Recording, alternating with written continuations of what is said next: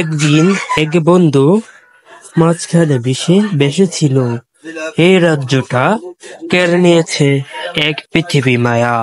সেই রাজপুত্র আজকে বিশ্বনীতে হারিয়ে গেছে। সেই বিশ্বমান আজকে ধরে রাখার চেষ্টা অনুভূত আছে। বন্ধুরা, আমার প্রিয় দেশবাসী, তোমাদেরকে জানাচ্ছি শুভেচ্ছা ও শুভকামনা। বন্ধুরা, আমি রাজপুত্র বাংলা তোমাদের কাছে ছুটে এসেছি। হ্যাঁ বন্ধু, দেখতে পাচ্ছ তোমাদের মাঝে, তোমাদের গ্রামে আমি ছুটে আসতেছি। আর বেশি সময় নাই, কিছুর মধ্যে তোমাদের মাঝে আমি ফিরে আসবো।